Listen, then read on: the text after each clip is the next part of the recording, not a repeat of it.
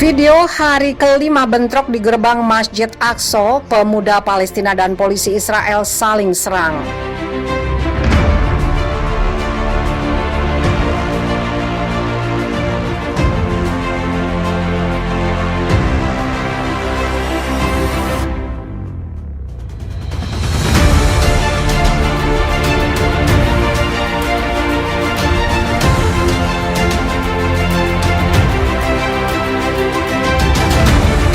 Intervensi polisi Israel terhadap pemuda Palestina di sekitar kawasan kota tua yang diduduki Yerusalem Timur berlanjut pada hari kelima.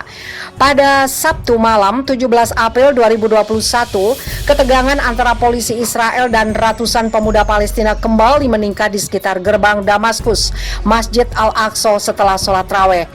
Polisi Israel menggunakan granat kejut untuk membubarkan kerumunan. Pemuda Palestina menanggapinya dengan kembang api. Polisi Israel memukuli beberapa anak muda dan menahan beberapa lainnya. Ketegangan antara polisi Israel dan pemuda Palestina terus berlanjut sejak hari pertama Ramadan. Israel tidak mengizinkan warga jalur Gaza pergi ke Masjid Al-Aqsa untuk sholat. Selama bertahun-tahun, beribadah di Al-Aqsa terbatas pada penduduk Yerusalem Timur yang diduduki dan kota-kota Arab di Israel. Masjid Al-Aqsa adalah situs tersuci ketiga di dunia bagi umat Islam. Orang Yahudi menyebut daerah itu Temple Mount, mengklaim itu adalah situs dua kuil Yahudi di zaman kuno. Israel menduduki Yerusalem Timur, tempat Al-Aqsa berada, selama Perang Arab-Israel 1967. Itu mencaplok seluruh kota pada tahun 1980 dalam sebuah tindakan yang tidak pernah diakui oleh komunitas internasional. Israel halangi azan di Masjid Al-Aqsa, Palestina sebut bisa picu perang agama. Pasukan keamanan Israel memutus pasokan listrik ke menara utama Masjid Al-Aqsa untuk menghalangi azan dikumandangkan dengan pengeras suara. Otoritas Palestina mengecam tindakan itu dan menyebutnya bisa memicu perang agama. Administrator masjid mengatakan pasukan Israel pada hari Rabu menyabotase kunci pintu di 4 menara Masjid Al-Aqsa dalam upaya untuk membungkam azan. Tindakan pasukan Zionis itu dilakukan setelah pejabat wakaf lembaga yang mengawasi situs suci Yerusalem menolak mematikan pengeras suara pada hari pertama Ramadan. Pejabat wakaf mengatakan Israel menginginkan ketenangan ketika para tentara berdoa di tembok barat atau tembok buruk untuk memperingati Memorial Day, hari untuk mengenang para tentara Israel yang tewas dalam perang dan korban serangan. Tembok barat berdekatan dengan Masjid Al-Aqsa. Pasukan Israel secara paksa menyerbu menara Masjid Al-Aqsa setelah memotong kunci pintu dengan peralatan khusus. Kemudian mereka memotong kabel menara utama di masjid, kata Syekh Omar Al-Kiswani yang mengelola Temple Mount untuk wakaf Islam yang didukung Yordania. Pihak pasukan Israel menolak mengomentari operasi sabotase tersebut. Mereka menolak menjawab melalui telepon atau pertanyaan email tertulis. Presiden Otoritas Palestina Mahmud Abbas melalui juru bicaranya mempertimbangkan insiden itu sebagai kejahatan rasis. Ini adalah serangan rasis terhadap kesucian tempat-tempat suci dan kebebasan beribadah, kata juru bicara Abbas, Nabil Abu Rudaineh. Kebijakan seperti itu dapat mengubah konflik menjadi perang agama terbuka yang akan merusak perdamaian dan keamanan internasional, sesuatu yang akan menjadi tanggung jawab penuh Israel, kata Abu Rudaineh. Situs suci tempat berdirinya Masjid Al-Aqsa dan Temple Mount dihormati oleh umat Muslim dan Yahudi yang merupakan tempat di mana banyak orang Palestina sering berkumpul, terutama untuk sholat Jumat. Situs ini telah lama menjadi titik nyala dan konfrontasi antara Palestina dan pasukan keamanan Israel yang terkadang berubah menjadi konflik mematikan. Setelah merebut wilayah dan sisa kota tua Yerusalem dari Yordania dan perang 6 hari 1967, Israel terus memberikan wakaf lembaga yang didanai dan dikendalikan oleh pemerintah Yordania. Kendali penuh atas wilayah situs suci tersebut. Pasukan keamanan Israel hadir di area itu dan bekerja dalam koordinasi dengan wakaf. Orang Yahudi diizinkan untuk berkunjung tetapi tidak seperti Muslim, dilarang keras untuk berdoa di halaman Temple Mount.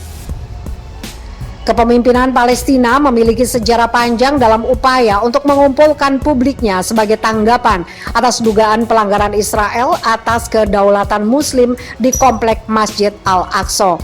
Media resmi otoritas Palestina sering menunjukkan kunjungan orang-orang Yahudi yang religius ke situs tersebut yang dianggap sebagai invasi pemukim. Menteri Luar Negeri Otoritas Palestina, Riyad Al-Maliki, menyebut insiden di Masjid Al-Aqsa itu hanya satu dari serangkaian tindakan agresi yang berulang oleh Israel di situs suci itu. Menurut kepolisian Israel, beberapa jemaah muslim yang kembali dari sholat melemparkan batu dan petasan ke bus yang lewat dan petugas polisi Israel di dekat gerbang Damaskus. Menurut polisi, sekitar 6 pejalan kaki terluka dan 5 orang ditangkap. Sheikh Safwat Fred, Wakil Kepala Gerakan Islam Israel, kepada The Times of Israel Kamis 15 April 2021 menyesalkan gesekan yang dituduhkan oleh tindakan Israel antara jemaah muslim dan Yahudi. Seharusnya ada dialog agar ribuan jemaah tidak perlu dilanggar hak-haknya, apalagi di malam pertama Ramadan. Mereka bisa saja memulai upacara Memorial Day. Mereka lebih awal atau lebih lambat membiarkan doa tidak dihalangi, kata Fritz yang memimpin Asosiasi Amal Al-Aqsa. Ditanya apakah wakaf bisa saja berkompromi dengan beberapa tuntutannya, termasuk misalnya menunda atau menurunkan volume adzan untuk menghormati upacara khusyuk yang berlangsung di sebelah Fritz hanya berkata, dimanapun ada niat baik di sana melalui dialog dan rasa hormat. Ketika ada niat untuk mencari solusi, ada cara untuk menemukannya.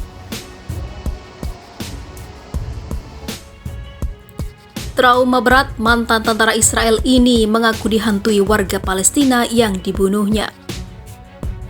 Sebuah video berdurasi 6 menit 10 detik menghebohkan dunia maya. Pasalnya video tersebut memperlihatkan seorang mantan tentara Israel yang mengalami gangguan kejiwaan lantaran kerap dihantui oleh salah satu orang Palestina yang dibunuhnya.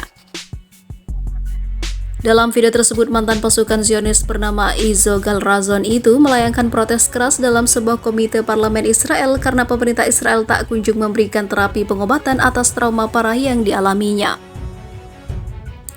Aku membunuh untuk Anda dengan tangan ini, Anda mengatakan teroris dengan darah di tangan mereka.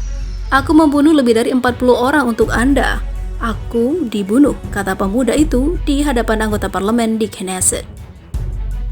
Razon tidak mengungkapkan penyesalan sedikit pun atas pembunuhan itu. Ia hanya mengeluh akan belum adanya pengobatan atas dampak kejiwaan yang dialaminya pasca pembantaian yang ia lakukan untuk melayani pemerintah Israel. Tidak ada yang memberi saya terapi dan saya mengeluh.